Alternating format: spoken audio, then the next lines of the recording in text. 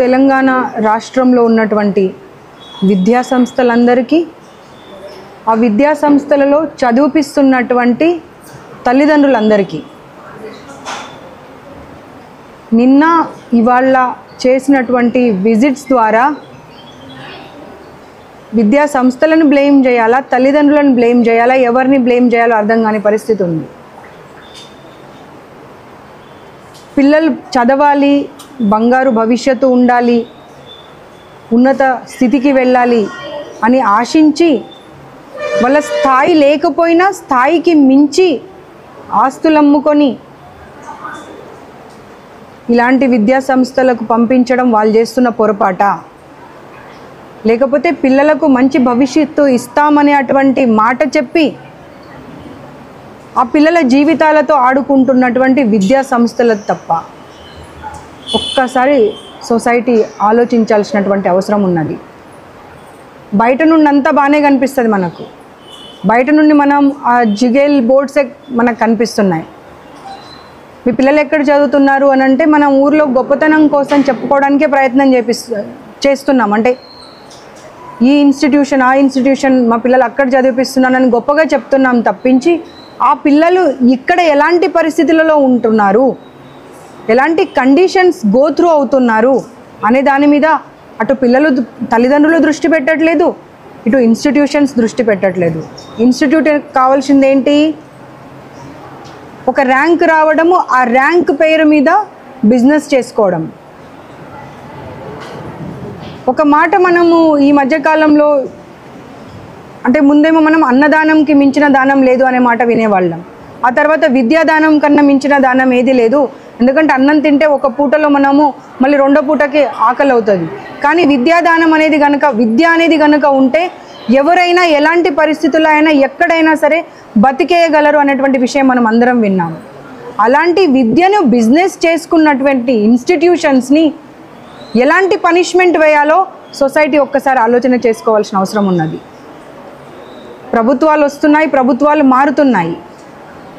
ఆ యాజమాన్యము ఆ ప్రభుత్వాలతో మంచి రిలేషన్స్ మెయింటైన్ చేసుకుంటే మా ఇన్స్టిట్యూషన్కి ఎలాంటి ప్రాబ్లం రాదు అనే దిశగానే ఆలోచిస్తున్నారు తప్పించి ఒక్కసారైనా తల్లిదండ్రులు ఖచ్చితంగా మేము ఇన్స్టిట్యూట్కి వెళ్ళినప్పుడు వాళ్ళ బాత్రూమ్ చెక్ చేస్తాము, వాళ్ళు తినే భోజనం చెక్ చేస్తాము, సడన్ విజిట్ చేస్తాము, వాళ్ళ బెడ్రూమ్లోకి వెళ్ళి చూస్తాము వాళ్ళ కండిషన్ ఎలా ఉంది అనేటువంటి ఆలోచన వాళ్ళు చేస్తున్నారా, లేకపోతే చేసిన తర్వాత కూడా ఈ విద్యా సంస్థలు వాళ్ళని అలౌ చేయట్లేదా? ఒకవేళ అలౌ చేయకపోతే ఇక మీదట మాత్రం మీరు ఎక్కడ మీ పిల్లలను చదివించినా తప్పకుండా సర్ప్రైజ్ విజిట్ చేసినప్పుడు మమ్మల్ని వాళ్ళ క్లాస్ రూమ్లోకి, వాళ్ళ బెడ్రూమ్లోకి, వాళ్ళ బాత్రూమ్స్ అన్నీ చూసే అటువంటి పరిస్థితి కల్పిస్తేనే వేస్తాము అనేటువంటి ఆలోచన చేయండి.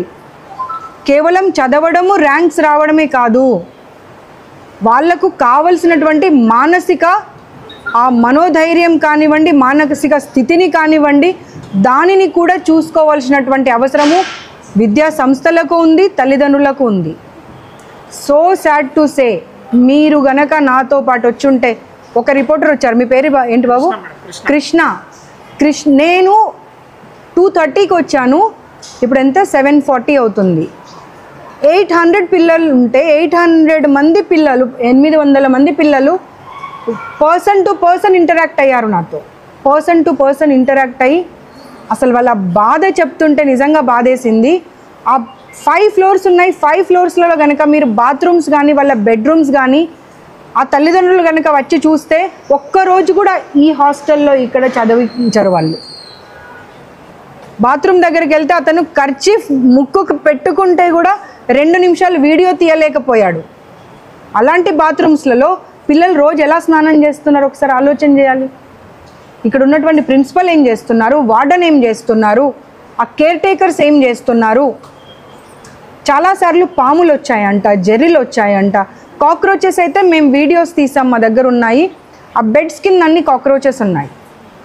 2-3 రోజులు రూమ్ క్లీన్ చేయరంట.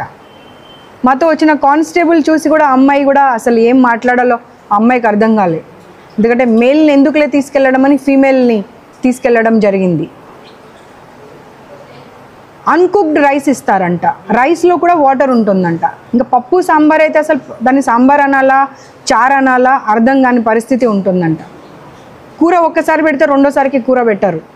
కాక్రోచెస్ వస్తున్నాయంట అన్నంలో, పురుగులు వస్తున్నాయంట. కాక్రోచెస్ పురుగులు వచ్చినప్పుడు కాక్రోచ్లు పురుగులు వచ్చినాయంటే ఇవి కాక్రోచ్ పురుగు కాదు, ఇవి కూడా ఇంగ్రీడియంట్సే. అది ఇలాయచీ, బ్లాక్ ఇలాయచీ పెద్దది, లేకపోతే లవంగము, దాన్ని మీరు పొరపాటు పడుతున్నారు అనేటువంటి మాట చెప్తున్నారంట. ఎంతవరకు సమంజసం అది? లంచ్ బ్రేక్ 1/2 అవర్ ఇస్తారు. లంచ్ బ్రేక్ 1/2 అవర్లో లిఫ్ట్ లేదు అక్కడ. 5 ఫ్లోర్స్ నుండి పిల్లలు రావాలి, 800 మంది క్యూలో నిలబడాలి, అందరు సర్వ్ చేసుకోవాలి, తినాలి, రిటర్న్ వెళ్ళాలి క్లాస్ రూమ్కి. అరగంటలో ఎలా సాధ్యం అవుతుంది? చదువు చాలా చాలా ఇంపార్టెంట్, నేను కాదని అస్సలు అనట్లేదు. నేను విద్యా సంస్థలకి చెప్తున్నాను, తల్లిదండ్రులకు చెప్తున్నాను, చదువు అనేది చాలా అంటే చాలా అవసరం. కానీ చదువుతో పాటు 24/7 చదవమంటే కూడా ఎవరు చదవరు. పిల్లలు ఏడ్ చేశారు ఏమని అంటే, అందరు ఐక్యూ లెవెల్ సేమ్ ఉండదు. ఒకరు చదువుతున్నారని చెప్పి వాళ్ళతో కంపేర్ చేసి మమ్మల్ని బూతులు తిడుతున్నారు. వాళ్ళతో కంపేర్ చేస్తే మేము చదవలేము, మమ్మల్ని ఏం చేసినా మేము చదవలేము, మేము మా కెపాసిటీ ఇంతేనే అన్నప్పుడు వాళ్ళ మీద భారం వేస్తే వాళ్ళ పరిస్థితి ఏమైపోవాలి? చాలామంది పిల్లలకి వాటర్, మెయిన్గా వాటర్ చెప్పాలి. తాగే నీళ్ళలో కూడా పురుగులు వస్తున్నాయంట, కాక్రోచెస్ వస్తున్నాయంట.